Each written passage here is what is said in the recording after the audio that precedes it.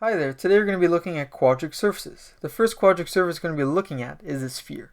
The sphere has the equation of x squared plus y squared plus z squared, which is equal to 1. For its graph, for all the graphs I'm going to be looking at today, your axes are going to be such as I'm going to say.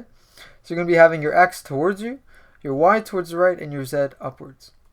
So for the graph of the sphere, what you have is pretty much just a two-dimensional circle, and you're going to be having these little dotted lines to sort of represent this graph as a three-dimensional graph. Next we have the cone. The equation for the cone is z squared over c squared, which is equal to x squared over a squared plus y squared over b squared. And once again, the axes are going to be the same.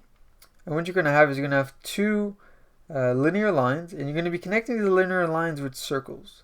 And then like that. And then that's the main idea for the sphere. For the cone, sorry.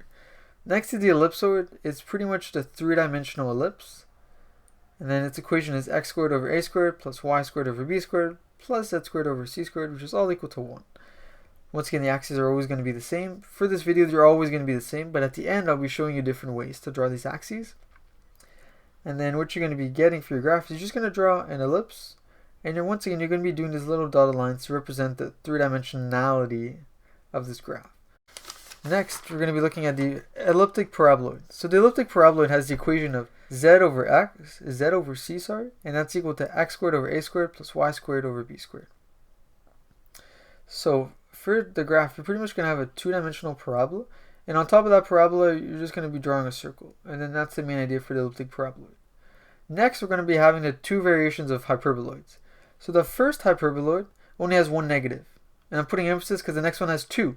And the equations are very similar, but there's a variation of sign. So for the hyperboloid of one sheet, you're going to be having its equation is x squared over a squared plus y squared over b squared minus z squared over c squared, and that's all equal to 1.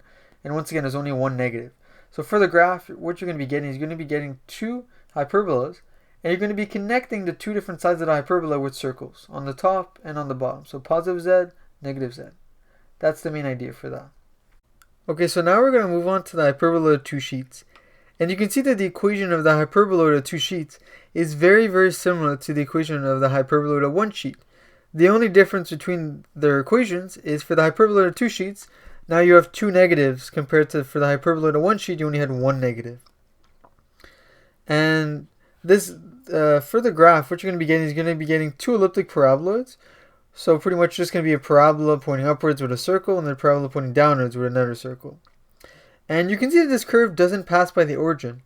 And there's a reason why it doesn't pass by the origin, and it's because that if you plug in the origin, so x equal to 0, y is equal to 0, and z is equal to 0, you're going to get 0 is equal to 1, which, that's why I drew a couple question marks, which doesn't make sense. 0 can never equal to 1.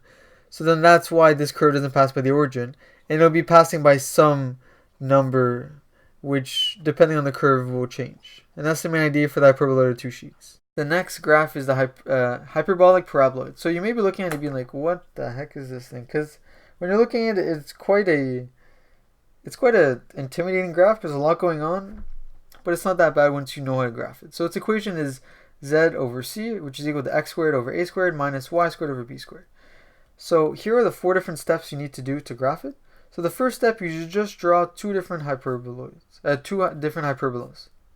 And just to make sure the graph is easier, like you just make your exterior sides a little bit further, draw them a little bit further than your interior, a little bit longer. Next is you connect these two hyperbolas with a parabola passing through the origin. Step 3 is you just draw lines downwards of each of your sides of your hyperbola.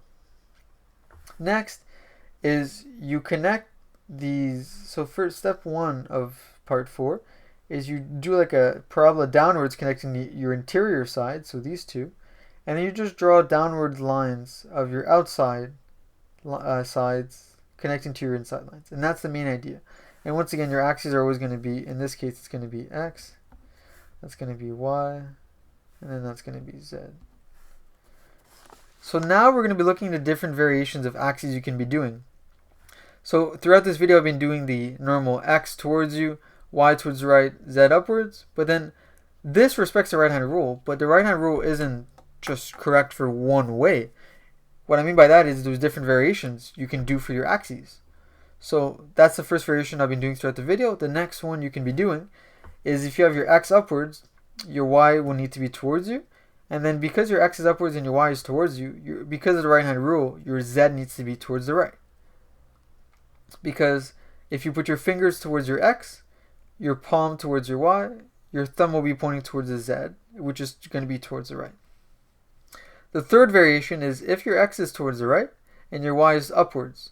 Once again, if you put your fingers towards the x, which is going to be towards the right, put your palm to the sky towards the z, it'll give you your thumb pointing outwards, which will give you your z. So that's the three different variations you can be doing for axes.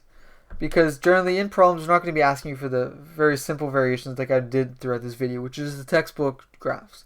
You're going to be doing different variations. But with practice, you should be able to do them pretty well. So there you go. That's different quadric surfaces and different axes you can be drawing them in. I hope that helps. Thank you guys for watching. I'll see you guys in the next video.